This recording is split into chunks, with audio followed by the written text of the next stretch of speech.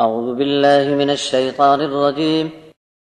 إن الله اشترى من المؤمنين أنفسهم وأموالهم بأن لهم الجنة يقاتلون في سبيل الله فيقتلون ويقتلون وعدا عليه حقا في التوراة والإنجيل والقرآن ومن أوفى بعهده من الله فاستبشروا ببيعكم الذي بايعتم به وذلك هو الفوز العظيم.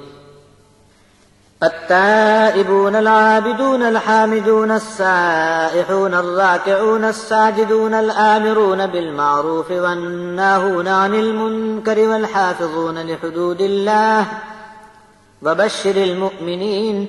ما كان للنبي والذين آمنوا أن يستغفروا للمشركين ولو كانوا أولي قربى من بعد ما تبين لهم أنهم أصحاب الجحيم. وما كان استغفار إبراهيم لأبيه إلا عن موعدة وعدها إياه فلما تبين له أنه عدو لله تبرأ منه إن إبراهيم لأواه حليم.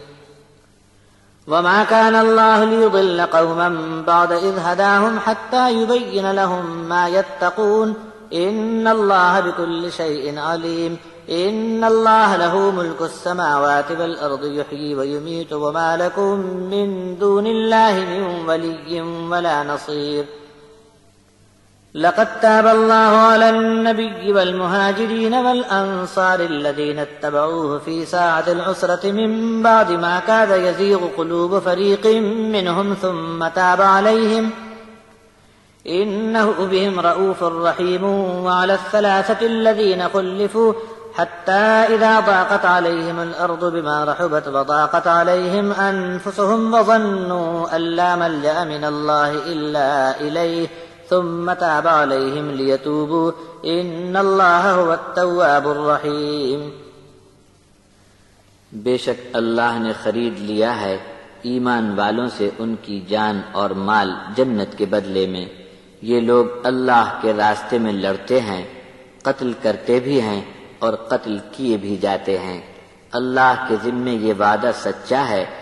توریت اور انجیل اور قرآن میں اور اللہ کے وعدے سے بڑھ کر اپنا وعدہ پورا کرنے والا اور کون ہو سکتا ہے. بس اب تم خوش ہو جاؤ اپنی اس سودا گری پر جو سودا بیچ دیا تم نے اللہ کو، اور یاد رکھنا کہ یہ بڑی کامیابی ہے. جو لوگ توبہ کرنے والے، عبادت کرنے والے اور اللہ کی تعریف اور حمد بیان کرنے والے اور اللہ کے راستے میں چلنے پھرنے والے، رکوع کرنے والے، سجدہ کرنے والے، بھلی باتوں کا حکم کرنے والے اور بری باتوں سے منع کرنے والے اور اللہ کی حد بندی کی حفاظت کرنے والے ہیں تو بس یہی لوگ ایمان والے ہیں، انہیں بشارت سنا دو. شرک کرنے والے اگر قریبی رشتے ناتے والے ہوں تب بھی نبی کی یہ شان اور ایمان والوں کا بھی یہ کام نہیں کہ ان کے لیے مغفرت کی دعا کریں، جبکہ یہ صاف ظاہر ہو گیا کہ یہ لوگ جہنم میں جانے والے ہیں. اور ابراہیم کا استغفار کرنا اپنے باپ کے لیے اس وعدے کے سبب ہوا تھا جو انہوں نے اپنے باپ سے کیا تھا.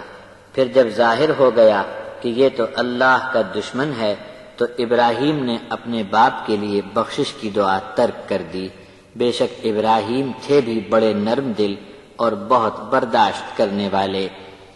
اور اللہ ایسا نہیں کہ کسی قوم کو ہدایت دینے کے بعد بلا کسی وجہ کے گمراہی میں دھکیل دے، یہاں تک کہ وہ صاف صاف انہیں پہلے ہی بتا دیتا ہے کہ انہیں کن کن باتوں سے بچنا ہے. کچھ شک نہیں کہ اللہ تمام چیزوں کے بارے میں علم رکھتا ہے.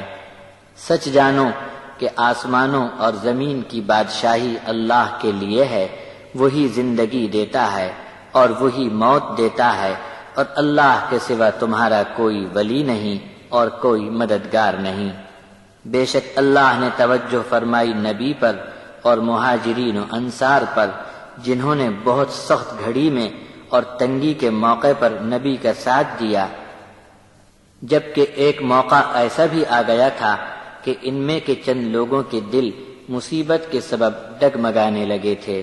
پھر اللہ نے ان کو اپنی مہربانی کا سہارا دے کر سنبھال لیا، بے شک اللہ نے ان کے ساتھ بھی سہولت اور مہربانی کا معاملہ فرمایا، اور ان 3 اصحاب کی بھی توبہ قبول فرما لی جن کا معاملہ ملتوی رکھا گیا تھا کہ زمین کشادہ ہونے کے باوجود ان پر تنگ ہو گئی، اور وہ خود اپنی جانوں سے بھی تنگ آ گئے تھے، اور انہوں نے خوب سمجھ لیا کہ اللہ سے بچ کر پناہ کی جگہ کہیں نہیں مگر صرف اللہ کے پاس۔ پھر اللہ نے ان کی طرف توجہ فرمائی کہ ان کی توبہ قبول رکھی جائے، بے شک اللہ تو بڑا ہی توبہ قبول فرمانے والا اور رحم فرمانے والا ہے۔